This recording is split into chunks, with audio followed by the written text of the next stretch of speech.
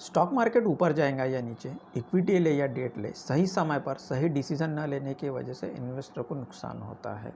लेकिन अगर क्या हो कि आपका इन्वेस्टमेंट खुद ही मार्केट की कंडीशन के हिसाब से खुद को एडजस्ट कर ले। यही करता है एसबीआई का डायनेमिक एसेट एलोकेशन फंड, जो मार्केट की सिचुएशन के अकॉर्डिंग अपने आप को एडजस्ट करता है और आपके इन्वेस्टमेंट जर्नी को स्मूथ बनाता है। समझते हैं इस फंड की इन्वेस्टमेंट फिलॉसफी को।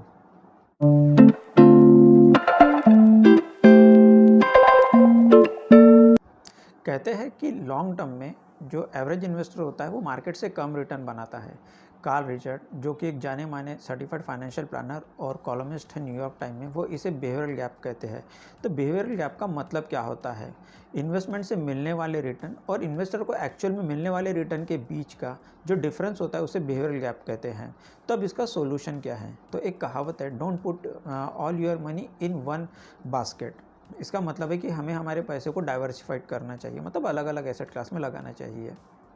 इक्विटी वेल्थ क्रिएशन करने के लिए बहुत ही ज़रूरी टूल है, लेकिन जब मार्केट ख़राब होता है या मार्केट में वॉलेटिलिटी रहती है तो जो डेट होता है वो हमारे पोर्टफोलियो को प्रोटेक्ट करता है और इन दोनों का जो कॉम्बिनेशन होता है वो इन्वेस्टर को डिसेंट रिटर्न देता है और जो वॉलेटिलिटी है उसको भी कम करता है। अगर हम पिछले 20 सालों के अलग अलग पोर्टफोलियो का कंपैरिजन करते हैं तो हमें ये बात समझ में आती है कि जो 100% इक्विटी में इन्वेस्ट करते हैं उसका जो रिटर्न होता है वो सबसे ज़्यादा होता है और यहाँ पे जो वॉलेटिलिटी है या रिस्क बोलो वो भी सबसे ज़्यादा होता है। तो वहीं पे अगर कोई 100% डेट में इन्वेस्ट करता है तो यहाँ पे जो रिटर्न, यहाँ पे जो सेफ्टी और स्टेबिलिटी है वो सबसे ज़्यादा होती है और रिटर्न कम होता है। तो वहीं पे अगर कोई इन्वेस्टर इक्विटी और डेट दोनों का कॉम्बिनेशन मिला के इन्वेस्ट करता है तो उसके जो रिटर्न है वो इक्विटी से स्लाइटली कम होते हैं और जो रिस्क है वो भी यहाँ पे कम होता है। इसे हम एक एग्जांपल से समझते हैं कि मान लीजिए कि 3 इन्वेस्टर है, ए, बी और सी, तीनों ही 2005 में 10-10 लाख रुपए का इन्वेस्टमेंट करते हैं। अब इन्वेस्टर ए जो है वो 100% पैसा जो है वो इक्विटी में इन्वेस्ट करता है।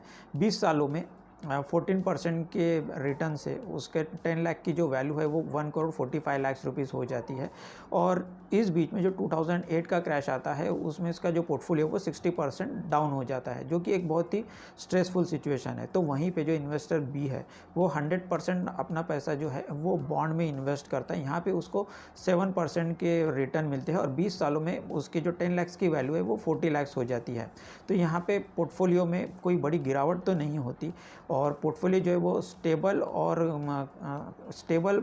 रिटर्न जनरेट करता है, लेकिन जो वेल्थ क्रिएशन है वो बहुत कम हो पाता है।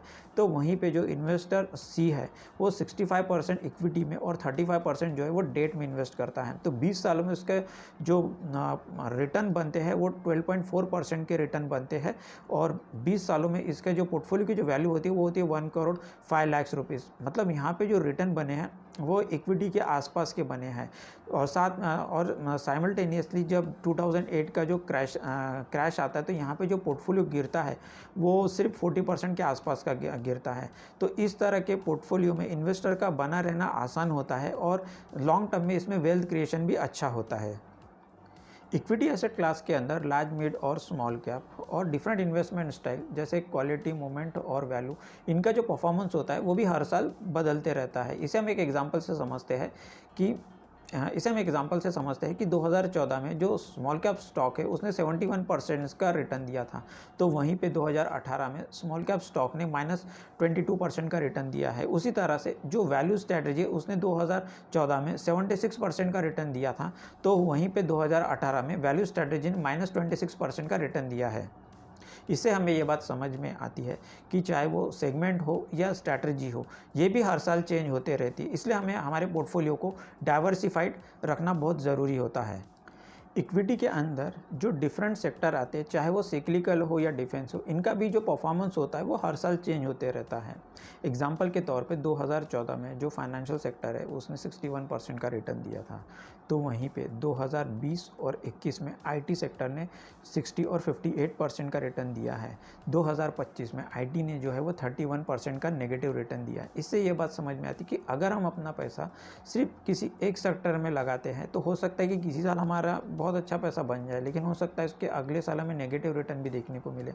इसलिए हमें हमारे इन्वेस्टमेंट को अलग अलग सेक्टर के बीच में डाइवर्सिफाइड रखना चाहिए। सेकंड थिंग कि इसके अंदर हमें डेट को भी ऐड करना चाहिए, ताकि फ्यूचर में जो हमको जो रिटर्न बने वो एक कंसिस्टेंट रिटर्न मिल सके।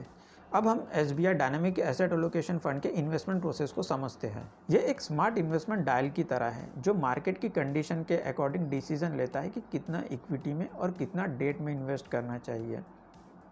मान लीजिए कि अगर मार्केट में तेज़ी चल रही है तो ये मैक्सिमम एलोकेशन जो है वो इक्विटी में करेगा, और वहीं पे अगर मार्केट अनसर्टन है या मार्केट में फॉल आ रहा है तो ये मैक्सिमम एलोकेशन जो रहेगा वो डेट में इंक्रीज़ कर देगा।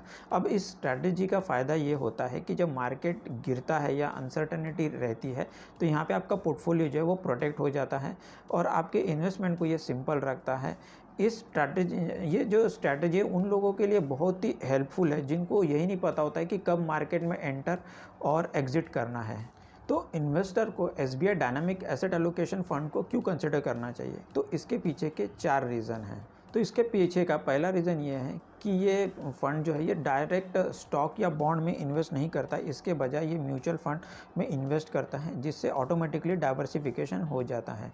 ये फंड ऑटोमेटिकली बैलेंस करता है इक्विटी एंड डेट के बीच में। जब मार्केट में तेज़ी होती है तो ज़्यादा पैसा ये स्टॉक मार्केट में इन्वेस्ट करता है, और वहीं अगर मार्केट में बियर फेज आता है तो ये बॉन्ड मार्केट में आपके पैसे को शिफ्ट कर देता है। सही समय पर इक्विटी और डेट के बीच चेंजेस करने के लिए डेटा और स्ट्रैटेजी का इस्तेमाल करता है।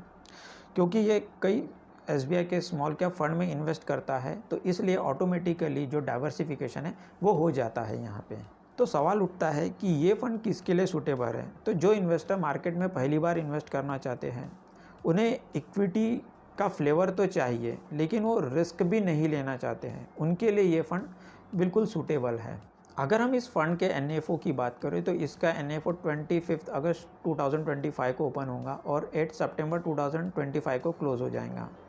तो ये था इस एनएफओ का एनालिसिस। ये वीडियो हमने एजुकेशनल पर्पस के लिए बनाया है। अगर आप इस फंड में इन्वेस्टमेंट करना चाहते हैं तो इन्वेस्टमेंट एडवाइज़र से कंसल्ट करने के बाद आप अपना इन्वेस्टमेंट डिसीजन लें। अगर आपको ये वीडियो पसंद आया तो इस वीडियो को लाइक, शेयर और चैनल को सब्सक्राइब करना ना भूलें। मिलते हैं बहुत जल्दी अगले वीडियो में।